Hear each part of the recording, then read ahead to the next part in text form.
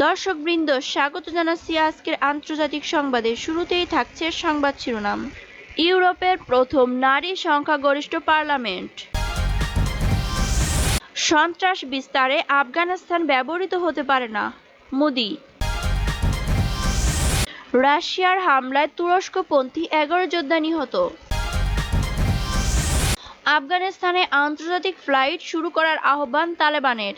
প্রতিদিন নিত্য নতুন সব আপডেট নিউজ পেতে আমাদের ভিডিওটি না টেনে সম্পূর্ণ দেখুন এবং আমাদের চ্যানেলটি সাবস্ক্রাইব করে পাশে থাকা বেল বাটনটি অন করে দিন। ইউরোপের ইতিহাসে এই প্রথমবারের মতো নারী সংখ্যাগরিষ্ঠ পার্লামেন্ট পেতে যাচ্ছে আইসল্যান্ড।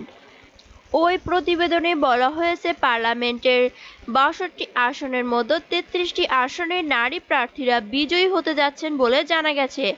এজন্য পার্লামেন্টে ৫২% আসনই থাকছে নারী প্রার্থীদের দখলে। ২০১৭ সালের নির্বাচনে আইসল্যান্ড পার্লামেন্ট মাত্র ৯টি আসন পেয়েছিলেন নারী প্রার্থীরা। ইউরোপের কোনো দেশই পার্লামেন্টের ৫০% আসন নারীদের দখলে নেই। জার্মানির পার্লামেন্টের নারীরা ৪৭% আসন জিতেছেন বলে বিবিসির প্রতিবেদনে বলা হয়েছে। অন্য দেশের মতো ইউক্রেনের পার্লামেন্টের নারী প্রার্থীদের মতো সংরক্ষিত আসন নেই। এজন্য কয়েকটি দল নির্বাচনে নির্দিষ্ট সংখ্যক নারী প্রার্থীর বিধান রেখেছে। লিঙ্গ সক্ষমতার দিক থেকে বিশ্ব এগিয়ে রয়েছে আইসল্যান্ড। বিশ্বের অন্যতম লিঙ্গ বৈষম্যহীন দেশ হিসেবে বেশ কয়েক বছর ধরে ওয়ার্ল্ড ইকোনমিক ফোরাম এগিয়ে আছে দেশটিতে সন্তান হওয়ার পর নারী ও পুরুষ সমান সংখ্যক ছুটি পান। ১৯৬১ সালে নারী ও পুরুষের জন্য সমান বেতনের আইন পাস হয় আইসল্যান্ডে। ১৯৮০ সালে বিশ্বের প্রথম নারী প্রেসিডেন্ট নির্বাচিত হয় আইসল্যান্ডই।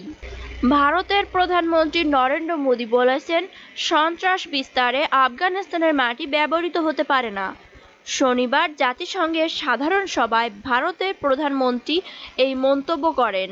তিনি বলেন, নিজেদের সুবিধার্থে কোনো দেশের আফগানিস্তানকে ব্যবহার করা উচিত নয়। জাতিসংঘে বক্তৃতায় কোনো দেশের নাম উল্লেখ না করে নরেন্দ্র মোদি বলেন, যেসব দেশ সন্ত্রাসীদের ব্যবহার ও সন্ত্রাসবাদ সমর্থন করে তাদের জানা উচিত সন্ত্রাসের শিকার হবে। মোদির ভাষায়, যেসব প্রতিক্রিয়াশীল দেশ রাজনৈতিক হাতিয়ার হিসেবে সন্ত্রাসীদের ব্যবহার করেছে তাদের বোঝা উচিত সন্ত্রাসবাদ তাদের জন্য বড় হুমকি। আফগানিস্তানে বসে যেন কোনো দেশে হামলার ছক আঁটা না হয়, ভারতের এই প্রধানমন্ত্রী বিশ্ব সম্প্রদায়কে সেটা নিশ্চিন্তে আহ্বান জানান। মোদি বলেন, আফগানিস্তানের মাটি যেন সন্ত্রাস বিস্তারে এবং সন্ত্রাসী আক্রমণের জন্য ব্যবহৃত না হতে পারে। এর আগে জাতিসংঘ পাকিস্তানের প্রধানমন্ত্রী ইমরান খান পূর্ব রেকর্ডকৃত এক বক্তৃতায় বিশ্ব সম্প্রদায়ের প্রতি তালেবানকে বিচ্ছিন্ন না করে তাদের সঙ্গে সম্পর্ক রাখার আহ্বান জানান। গত ১৫ আগস্ট আফগানিস্তানে বিদ্রোহী গোষ্ঠী তালেবান দেশটির প্রেসিডেন্ট প্যালেস দখল করে। এর ২ সপ্তাহ পর তারা অন্তর্বর্তীকালীন সরকার গঠন করে। এছাড়া চলতি বছর জাতিসংঘের সাধারণ সভায় আফগানিস্তানের রাজনৈতিক পট পরিবর্তন একটি গুরুত্বপূর্ণ ইস্যু। উত্তর সিরিয়ায় এক বিমান হামলায় তুর্কিপন্থী 11 যোদ্ধা নিহত হয়েছে। একটি যুদ্ধ পর্যবেক্ষণ সংস্থার বরাতে আল আরাবিয়া এ তথ্য জানিয়েছে। যুক্তরাজ্য ভিত্তিক যুদ্ধ পর্যবেক্ষণ সংস্থা Syrian observatory for human rights জানিয়েছে, উত্তর সিরিয়ার আফরিন শহরের বাইরে একটি স্কুলে বিদ্রোহী গোষ্ঠী আল হামজা ডিভিশন সামরিক ঘাঁটি হিসেবে ব্যবহার করত।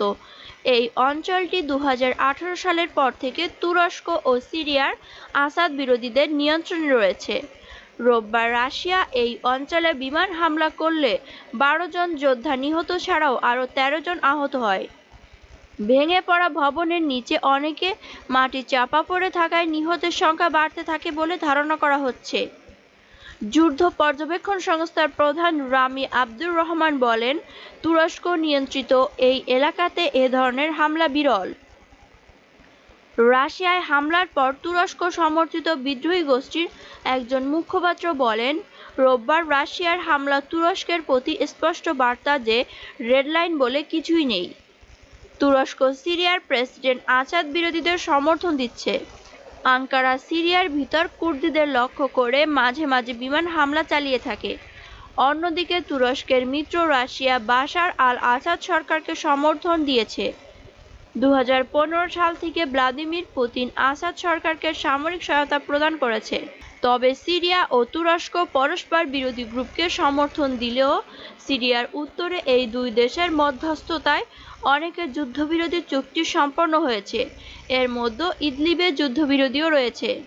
আফগানিস্তানে তালেবান সরকার দেশটিতে আন্তর্জাতিক ফ্লাইট শুরু করার আহ্বান জানিয়েছে। এয়ার লাইসেন্সগুলোকে তারা সর্বাত্মক সহায়তা প্রস্তুত করতে বলেও অঙ্গীকার করেছেন।